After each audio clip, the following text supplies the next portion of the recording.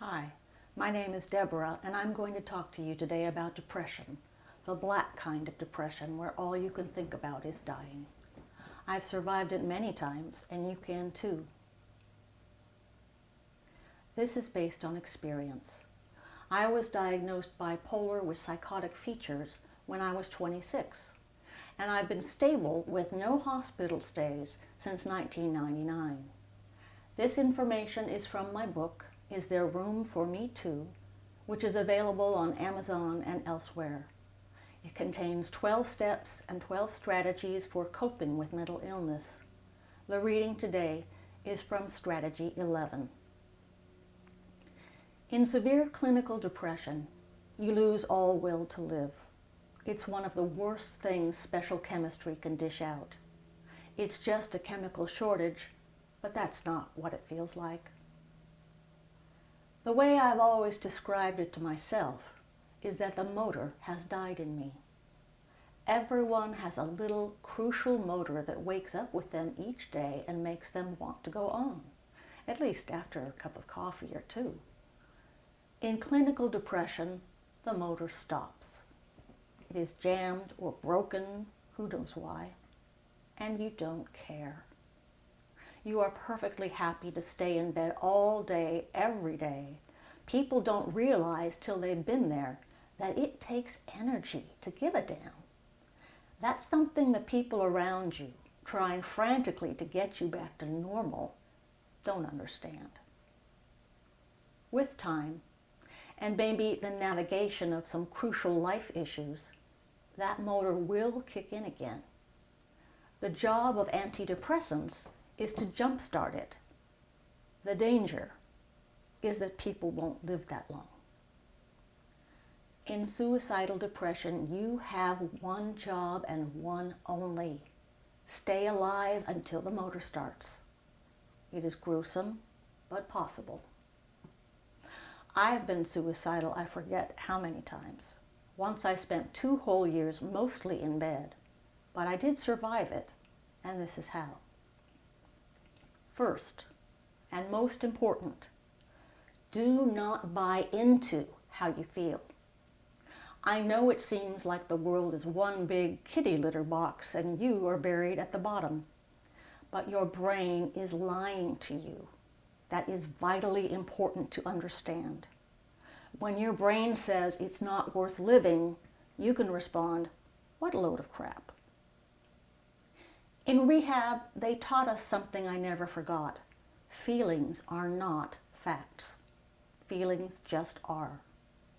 It's just a broken brain showing you everything through a black filter. It's not real. It's a movie screen disaster. It cannot kill you all by itself. Only you can do that. If we have an ordinary depression and things look dark, we are usually best served by keeping busy and keeping in motion. But if we are flat out suicidal, it just may not be possible. The rules are different when all you can think of is how much you want to die. Your only job right now is to stay alive. And here are a few tips to help you do that. 1. Get rid of all weapons. I have a gun for self-protection. I know that's not very PC.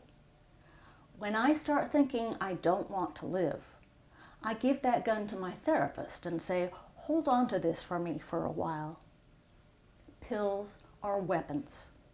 If you start thinking of overdosing on your pills, it's time to get somebody to dole them out to you one day at a time. You can do this. Doctors are willing. Your friends would rather do this than see you die. 2. Get a crisis number and call it any time you have to. Call your therapist. Ask for extra sessions. Write long letters or journals about how bad you feel. But don't expect your best friends to be able to listen to it every day. They probably can't understand, though they may be willing to try. There is no normal person on earth who will be able to stand your current point of view for as long or as often as you will need to vent it. So use the professionals. They are there for exactly this. If there are local prayer lines, you might call them too. A lot of people praying might just make the difference. What could it hurt? 3. Find something passive to keep yourself occupied. TV, or books, or audio tapes, or crosswords. Anything will do if it keeps you from sitting around brooding. Cuddling your cat or your stuffed animal helps too. If you just sit and think, you might crumble. If you have to watch reruns at 3 in the morning till you finally drift off into a coma, that is better than dying. This is a good time for your music collection. This is a good time to take up knitting. This is a good time to play Slinky or Solitaire or marbles. This is a good time to surf endlessly on your computer. Go into a mindless zone where you are just slightly too busy to think about how much you hurt. This is not a good time to take up drugs or alcohol. Your lens on the world is already way too distorted as it is. 4. Keep it simple and take your medicine. I know hygiene and moving around socially don't interest you very much right now. I'm going to be different than the textbooks and say that's fine sometimes. If you want to lie dirty in bed all week, except when you go get the groceries, okay, just so you stay alive. I have a request though. When you do go for the groceries, take a shower first. It is the kind thing to do, and it will make you feel marginally better. Also, get up for therapy and pick up your prescriptions, even if you don't get out of bed for anything else. Never neglect your pills, especially now. 5. Handling family. If you have children, this is more complicated. You might have to develop a routine of minimum chores to do each day before you go back to bed. Show your spouse this section of the book and tell him or her to bring in help. She or he is lucky to have a partner at all right now. Normal services have been interrupted. Business as usual is just not on the menu most days. Make sure your children understand that you love them, but you are very sick and you need to rest a lot. 6. If you're employed. If you have a job, it's very difficult. Of course, you have to get up and shower. Maybe you're not sure you can keep that going. You might consider a leave of absence, especially if your performance is so bad you're close to getting fired anyway. That happened to me once, and I had to beg for another chance and go on probation. It is very hard to do a good job when all you can think of is that you wish you weren't breathing anymore. If you can get on welfare or disability to tide you over, now is the time to do it. Public income programs exist for the times when you can't support yourself. 7. Do try to eat somewhat decently. Don't survive on Twinkies and Cokes. I've done that and it sucks. When you get out of bed at last and find you gained 40 pounds, you're going to be pissed. Tip: when you do get around to losing the weight, you will probably need to take in 300 calories less than a person without medications. So the average 1,500 calorie a day diet for most females comes down to 1,200. That's not much. It's rough sticking to that stricter regimen.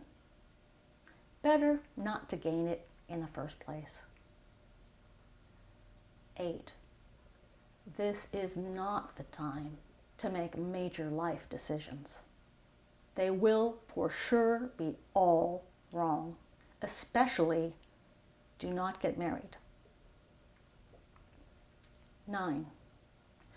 For suicidal thoughts, here are some counter thoughts that helped stop me at the worst times, the times I was actually making plans to die. Think of the mess and ugliness. What will it be like for the person who finds your body? Do you want to make a friend shovel your brains off the floor? That happened to someone I know. Think about failing at suicide and having to live with the consequences. There was once a boy in my neighborhood, or so the story goes, who shot himself in the mouth, cop style. Somehow, he missed the most vital parts and stayed alive. However, he became a quadriplegic and will now have to be cared for all his life by his family, and he still has to live with all those awful thoughts in his head. But now, he can't even talk about them to anyone. This may be an apocryphal story. Do you really want to take the chance? Wouldn't you rather just check into a hospital than have this happen to you? Think about what comes after. Oh, I know what you want from death. You want oblivion. You want it all to be over. But is that really what happens at death? Do you know? Does anyone? I'm not going to try and scare you with hellfire, but consider this. What if they just send you straight back to Earth to do it again? What if this is a test and the protocol for failing is even worse? Maybe the only way out is through. Rest and silence may not be on the menu at all. Lastly, if you really can't control yourself, the hospital is where you belong. 10. The real and final reason for living through this is that everything changes. Your brain is telling you that this horribleness is the way it will be forever and ever, amen. But your brain is wrong. I wanted to die when I was 19. I was poor and out of my mind and was scrounging the gutters for drop change to buy food with when I wasn't shoplifting. I had dropped out of college, I had no skills, and I could see no future. But I went to say a last goodbye to a friend, and she talked me out of it. Thank God for her, because I was dead serious. It wasn't the last time I wanted to die. There were to be many others. As I mentioned, I spent 2 years pretty much without leaving bed in my late 20s. Each time I was suicidal felt just as bad as the last time, and each time I felt I had no future. Today, I have a 4-bedroom house in a pricey suburb. I'm writing books, and I'm living with the love of my life, who happens to be a lot more fun than I even dreamed he would be. My pills and my preventive measures have made my symptoms nearly invisible if I'm careful. I get to write every day if I want to. I am so happy old friends tell me I glow, but I had to stay alive long enough to get here. What if I had missed all this? There was no way to see from there to here. There was no evidence that it would turn out this way or any good way at all. Life is not a straight line. It takes all kinds of turns, and you do not know what is in your future, no matter how it looks from right here. Stick around for what comes next. I guarantee it won't stay the same. Don't be another statistic. We don't need more statistics. We need more people like you. That's the reading for today. You can get more free information at www.roomforme2.net, including a video, a free download, and a link to a webinar I gave for the International Bipolar Foundation. And you can find my book on Amazon under my name, Fruchay. That's spelled F-R-U-C-H-E-Y. You can also visit the website at lastlaughproductions.net for this book and other books and CDs. Thank you for listening, and my warmest good wishes to you.